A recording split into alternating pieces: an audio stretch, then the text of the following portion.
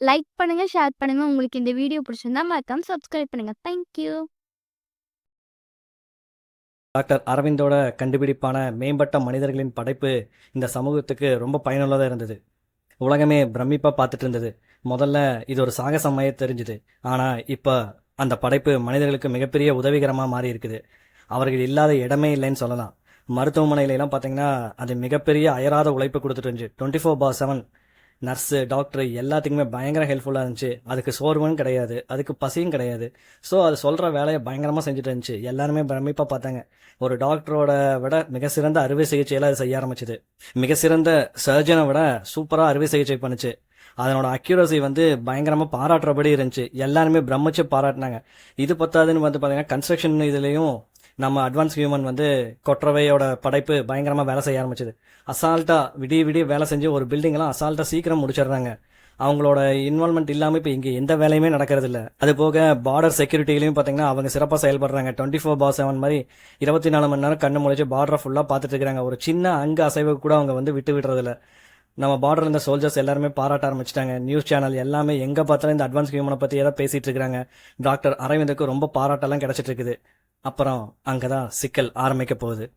நிறைய பேர் வேற வேற நாட்டில் இருந்து டாக்டர் அரவிந்த்கிட்டையும் இந்தியன் கவர்மெண்ட்கிட்டையும் எங்களுக்கு அந்த சூப்பர் ஹியூமன் வேணும் அப்படின்னு சொல்லி ஆர்டர் வர ஆரம்பிச்சுது. இந்தியா கவர்மெண்ட்டும் ரொம்ப பெருமையாக பேசிகிட்டு இருந்தாங்க. அதே சமயம் டாக்டரும் ரொம்ப பெருமையாக இதை பற்றி பேசிகிட்டு இருந்தாங்க. நாங்கள் நிறைய ஆர்டர்ஸை வாங்கியிருக்கோம், நிறைய பேர் கேட்டிருக்காங்க, நாங்கள் அவங்களுக்கு எல்லாத்துக்குமே இந்த சூப்பர் ஹியூமனை செஞ்சு கொடுக்க போகிறோம் அப்படின்னு சொல்லி டாக்டர் அரவிந்த் நியூஸ் ரிப்போர்ட்டர்ஸ் எல்லாம் பேசிகிட்டு இருந்தார். ஆனால் அந்த சூப்பர் ஹியூமன் கண்ணுக்குள்ளே ஒரு கள்ளத்தனம் ஒளிஞ்சிருக்கு. ஆனால் அது யாருக்குமே தெரியல. திடீர்னு ஒரு நாள் பேங்க்கோட அக்கௌண்ட்ஸ், அப்புறம் பேங்க்ல இந்த மணி டிரான்சாக்ஷன் இது எல்லாமே சடனாக மாற ஆரம்பிச்சுது. யார் மாத்துறாங்க, எங்கே மாத்துறாங்க, இத்தனை கரன்சி எங்கே போகுதுன்னு யாருனாலே கண்டுபிடிக்க முடியல. அதுபோல் ஷேர் மார்க்கெட் வேல்யூஸ் எல்லாத்தையுமே மாற்ற ஆரம்பிச்சிட்டாங்க. கண்ணா பின்னான்னு போகுது. எல்லாமே அவங்க நம்ம நினைச்சதை விட அது எங்கெங்கேயோ போயிட்டு இருக்குது. யாருனாலே அதை கண்ட்ரோல் பண்ணவே முடியல. அதுபோக எங்கெல்லாம் சிசிடிவி கேமரா இன்ஸ்டால் பண்ணியிருக்காங்களோ அங்கே எல்லாமே சிசிடிவியோட கண்ட்ரோல் எல்லாமே போயிருச்சு. என்ன சடனாக பேங்க்கோட சர்வர்ஸ் ட்ராப் ஆகுது, ஷேர் மார்க்கெட்டில் கண்டபடி ஷேர்ஸ் ஏறுது இறங்குது, என்டையர் சிசிடிவியோட கண்ட்ரோல்ஸில் யாரோ டேக் ஓவர் பண்ணிட்டாங்க. என்ன நடக்குதுன்னே அரசாங்கத்துக்கு ஒன்றுமே புரியல. நமக்கு உதவியாக இருக்கணும்னு சொன்ன நம்ம செஞ்ச அட்வான்ஸ் ஹியூமன் இப்போ நம்மளவே கண்ட்ரோல் பண்ண ஆரம்பிச்சிருச்சு. இங்கே இருக்கிற பொலிட்டீஷியன், ஹையர் ஆஃபீஸர்ஸ் எல்லாருமே அவங்க கண்ட்ரோல் அவங்க கையை விட்டு போகிறது நல்லாவே தெரிய ஆரம்பிச்சிருச்சு. எல்லாருமே கண்கூட பார்க்க ஆரம்பிச்சிட்டாங்க. இந்த அட்வான்ஸ் ஹியூமன் என்டையர் இந்த வேர்ல்டவே டேக் ஓவர் பண்ணுறக்கு முடிவு எடுத்துட்டாங்க. ஸோ அதை செயல்படுத்தவும் ஆரம்பிச்சிட்டாங்க. யாரோட கண்ட்ரோல்லே அவங்க இல்லை. இப்போ அவங்க சுயமாக சிந்திக்க ஆரம்பிச்சிட்டாங்க. டாக்டர் அரவிந்த் அவரோட லேபில் அந்த கண்ட்ரோல் சிப்பை வச்சு அந்த கொற்றவையோட கண்ட்ரோல் பண்ண ட்ரை பண்ணுறாரு. பட் ஒரு பிரயோஜனம் இல்லை. இவர் என்னென்னமோ ஈக்குவேஷன்லாம் ட்ரை பண்ணி பார்க்குறாரு. அவள் கண்ட்ரோல் மீறி போயிட்டா. இப்போ இந்த உலகத்தையே டேக் ஓவர் பண்ணுறக்கு அவங்க ரெடி ஆயிட்டாங்க. கொற்றவை இது வரைக்கும் ஆர்டரை ஒபே பண்ணிட்டு இருந்தா. இப்போ அவள் ஆர்டர் பண்ண ஆரம்பிச்சிட்டா. Entire CCTV controls, server controls, banking sectors, அது போக சர்வர், ஷேர் மார்க்கெட்ஸ், என்டையர் வேர்ல்டே இப்போ அவள் கைக்குள்ளே வந்துருச்சு. இப்போ அவள் ரோட்டில் நிற்கிற செக்யூரிட்டி சோல்ஜர்ஸ் எல்லாத்துக்குமே நான் சொல்கிறத மட்டும்தான் நீங்கள் கேட்கணும். என்னோட கண்ட்ரோலை மீறி, என்னோட ஆர்டரை மீறி நீங்கள் செயல்பட்டீங்கன்னா உங்கள் உயிருக்கு நான் உத்தரவாதம் இல்லை அப்படின்னு சொல்லி கொற்றவை கமெண்ட் பண்ண ஆரம்பிச்சிட்டா. இப்போ அவங்களுக்கு என்ன பண்ணுறதுனே தெரியல. அதையும் மீறி செயல்படுற இடத்துல அவளா ஆர்டிஃபிஷியலாக உருவாக்குன ரோபோட்ஸ் மக்களை எல்லாத்தையுமே அடிக்க ஆரம்பிச்சிருச்சு. என்டையர் சிட்டியுமே தீ வச்சு கொளுத்துதுங்க. மக்கள்லாம் ரொம்ப பேனிக் ஆகி என்ன பண்ணுறதுனே தெரியல. மனுஷங்களுக்கு உதவியாக இருக்கணும்னு சொல்லி கண்டுபிடிக்கப்பட்ட அட்வான்ஸ் ஹியூமன் இப்போ மனுஷ உலகத்தையே டேக் ஓவர் பண்ணி அதோட கண்ட்ரோலில் கொண்டு வர ஆரம்பிச்சிருச்சு. இதுக்கிடையில் நம்ம பையன் ராகுல் அவன் லேப்டாப்பில் ஏதோ பிளிங்க் ஆகிறத பார்க்குறான். என்னமோ வித்தியாசமான ஒரு சிம்பிள் வருது, இது என்னவா இருக்கும் அப்படின்னு யோசனை பண்ணிட்டு கம்ப்யூட்டரில் நோண்டி பார்த்துட்டு இருக்கிறான். அப்போ பார்த்தோம்னா அது வேற எங்கேயும் கனெக்ட் ஆகலை. நம்ம டாக்டர் அரவிந்தோட லேபை கம்யூனிகேட் பண்ணிட்டு இருக்கு. சரி உள்ளே போய் பார்க்கலாம் என்னதான் இருக்குன்னு சொல்லிட்டு நம்ம பையன் உள்ளே போய் பார்க்குறான். உள்ளே போய் பார்த்தோம்னா அது லேபில் டைரெக்டாக டாக்டர் அரவிந்தோட பயோ பிரிண்டர் கூட கம்யூனிகேட் ஆகுது. பேக் டோர் ஆக்சஸ் அப்படின்னு சொல்லி காட்டுது. உள்ளே போகலாமா வேண்டாமா, உள்ளே போனால் ஏதாச்சும் பிரச்சனை வருமானு நம்ம பையன் ராகுல் யோசனை பண்ணிட்டு இருக்கிறான். சரி எதுக்கு உள்ளே போய் பார்ப்போம், என்ன ஆக்சஸ் இருக்குன்னு பார்க்கலாம் அப்படின்னு சொல்லிட்டு பார்க்குறான். அப்போ தான் 2 நாளைக்கு முன்னாடி நியூஸில் பார்த்து இந்த வேர்ல்டே இப்போ அட்வான்ஸ் ஹியூமன் இந்த பயோ பிரிண்டர் மூலயமா உருவாக்கிக்கிறாங்கன்னு அவனுக்கு தெரிஞ்சுட்டான். சரி ஓகே, அந்த லேப் கூட நம்ம லேப்டாப் எப்படி கம்யூனிகேட் ஆகிட்டு இருக்கு, அது பேக் டோர் ஆக்சஸ் காட்டுது. சரி உள்ளே போய் பார்ப்போம் அந்த பிரிண்டர் எப்படி தான் இருக்குன்னு சொல்லிட்டு மேபி நம்ம ஹேக் பண்ண முடிஞ்சா ஹேக் பண்ணி பார்க்கலாம் அப்படின்னு சொல்லி நம்ம பையன் ட்ரை பண்ணுறான். ஹேக் ஆகி இப்போ உள்ளே போயிட்டான். உள்ளே போய் பார்த்தா இப்போ அவன் அந்த பயோ பிரிண்டர் கூட கம்யூனிகேட் பண்ணிட்டு இருக்கிறான்.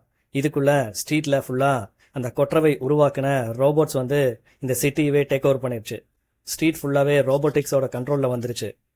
நம்ம பையன் ஜன்னல் வழியாக பார்க்குறான். என்டையர் ஸ்ட்ரீட்டுமே இப்போ ரோபோட்ஸ் தான் அங்கே இருக்கிற போலீஸ் மாதிரி வாட்ச் பண்ணிட்டு இருக்கிறாங்க. நம்ம பையன் எப்படியாச்சும் அதை ஆக்சஸ் பண்ணி அந்த சோர்ஸ் கோடை வெளியே எடுத்துடணும்னு சொல்லி ட்ரை பண்ணி உள்ளே போயிட்டு அந்த சோர்ஸ் கோடை அவனோட எக்ஸ்டர்னல் ஹார்ட் டிஸ்கில் பேக்கப் எடுத்துட்டு இருக்கிறான். டாக்டர் அரவிந்த் வந்து அவரோட லேபில் உட்காந்து ஏதாச்சும் பண்ணி இந்த கொற்றவையோட ஆக்சஸையும் அது உருவாக்கி இருக்கிற இந்த ரோபோட்டிக்ஸோட ஆக்சஸையும் கண்ட்ரோல் பண்ண முடியுமான்னு சொல்லி ட்ரை பண்ணுறாரு. பட் ஒரு பிரயோஜனம் இல்லை. அவர் அப்படியே மண்டை காஞ்சி இருக்கிறாரு. என்ன பண்ணுறதுன்னு தெரியல. இதுக்கிடையில் அவரோட டிஸ்பிளேல எல்லா பக்கம் வார்னிங் மெசேஜ் வருது. கொற்றவை தான் வார்ன் பண்ணுறாங்க. டாக்டர் அரவிந்த், நான் உங்கள் கண்ட்ரோலை மீறி போயிட்டேன். இனி என்னோட கண்ட்ரோலில் தான் இந்த உலகமே இயங்க போகுது. நீங்கள் என்ன ட்ரை பண்ணாலும் ஒரு பிரயோஜனம் கிடையாது அப்படின்னு சொல்லி ஹாலோகிராமில் கொற்றவை அவங்க முன்னாடி வந்து நின்று வார்னிங் பண்ணுறாங்க. டாக்டர் அரவிந்துக்கு என்ன பண்ணுறதுனே தெரியல. மண்டை பிச்சுக்கிட்ட உட்காந்துருக்கிறாரு. இதுக்குள்ளே நியூஸ் சேனலில் நியூஸ் இந்த மாதிரி இந்த வேர்ல்டைவே இந்த கொற்றவை மற்றும் கொற்றவை உருவாக்கின ரோபோட்ஸ் எல்லாம் டேக் ஓவர் பண்ண போகுதுன்னு சொல்லி டிஸ்பிளேல மெசேஜ் வந்துருக்குது. நியூஸ் சேனல்லாம் அதை பற்றி பேசிகிட்டு இருக்கிறாங்க. ஆனால் பின்னாடி கொற்றவை ஸ்க்ரீனில் வந்துட்டு சொல்கிறாங்க, இனி இந்த உலகம் எங்களோடது, மனிதர்களுக்கு இது கிடையாது அப்படிங்கிறாங்க. எல்லாருமே ரொம்ப பேனிக் ஆயிட்டாங்க. என்ன பண்ணுறதுன்னு தெரியல. அதுக்குள்ளே ரோபோட்ஸ் எல்லாமே சேர்ந்து என்டையர் சிட்டியும் அடிச்சு நொறுக்க ஆரம்பிச்சு எல்லாத்தையும் ஹியூமன்ஸையும் அவங்க கண்ட்ரோலில் கொண்டு வரதுக்கு ட்ரை பண்ணிட்டு இருக்கிறாங்க. திடீர்னு பார்த்தா அந்த சிட்டிக்கு நடுவில் இருக்கிற மிகப்பெரிய டிஸ்பிளேல கொற்றவை வர்றாங்க.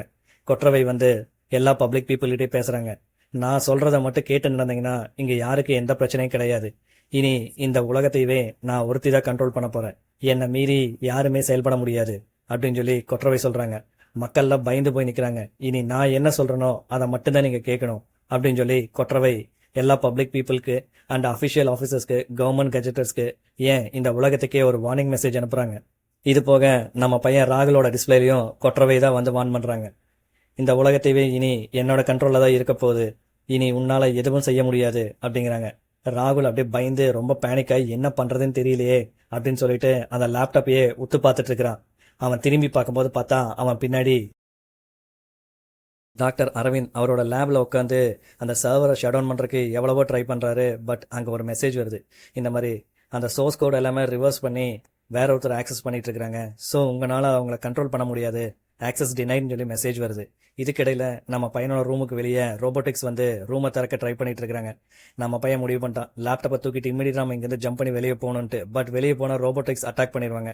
என்ன பண்ணுறதுன்னு சொல்லி யோசனை பண்ணிட்டு அவனோட சீக்ரெட் வழியா அவன் எப்படியாச்சும் எட்டி குதிச்சு ஜன்னல் வழியா ஸ்ட்ரீட்டுக்கு வந்துட்டான்.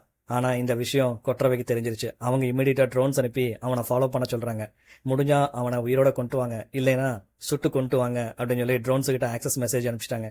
இப்போ ட்ரோன்ஸ் எல்லாமே ராகுலை துரத்திட்டு இருக்கு. இதுக்கிடையில் டாக்டர் அரவிந்த் கையில் வச்சிருக்க அந்த ஆக்சஸ் கீயை யாரோ பாஸ்வேர்டை மாற்றிட்டாங்க. யாருன்னு பார்த்தா அதுவும் நம்ம கொற்றவை தான். இப்போ டாக்டர் அரவிந்த் எதுவுமே செய்ய முடியாத நிலைமையில் நின்று இருக்கிறாரு. நம்ம பையன் எப்படியோ ஒரு வழியாக தப்பிச்சு அந்த ட்ரோன்ஸுக்கிட்டே தப்பிச்சு ரோபோட்டிக்ஸ்கிட்டே தப்பிச்சுட்டு ஒரு டவர்கிட்ட வந்து நிற்கிறான். ஏன்னா என்டையர் சிட்டியோட இன்டர்நெட் ஒர்க்கையும் இப்போ கொற்றவை கையில் இருக்கு. இப்போ என்ன பண்ணுறதுனே இவனுக்கு தெரியல. பார்க்குறான், பக்கத்தில் ஒரு பெரிய டவர் இருக்கு, அதுக்கு மேலே இந்த செல்ஃபோன் டவர் இருக்கு. இவன் யோசனை பண்ணுறான், எப்படியாச்சும் அந்த செல்ஃபோன் டவர் கிட்ட நம்ம போயிட்டோம்னா நெட்வொர்க் கிடைச்சிரும். நெட்வொர்க் கிடைச்சிருச்சுன்னா நம்ம இந்த சோர்ஸ் கோடை ஹேக் பண்ணி அந்த கொற்றவையோட ஆக்சஸை தடுத்துடலான்னு சொல்லிட்டு நம்ம பையன் அந்த செல்ஃபோன் சிக்னல் டவர் மேலே ஏறிட்டு இருக்கிறான். ஒரு வழியாக மேலே ஏறி அது கிட்டத்தில் உட்காந்து நெட்வொர்க் ஆக்சஸ் எடுத்து அந்த சோர்ஸ் கோடை ரிவர்ஸ் பண்ண ட்ரை பண்ணிட்டு இருக்கிறான். பார்த்தா அந்த ரோபோட்ஸ் எல்லாமே அங்கே வந்தாச்சு. இப்போ அவன் கையில் இருந்த அந்த எக்ஸ்டர்னல் ஹார்ட் டிஸ்கையும் லேப்டாப்பையும் அவங்க பிடுங்கிட்டாங்க. இப்போ நம்ம பையனுக்கு என்ன பண்ணுறதுனே தெரியல.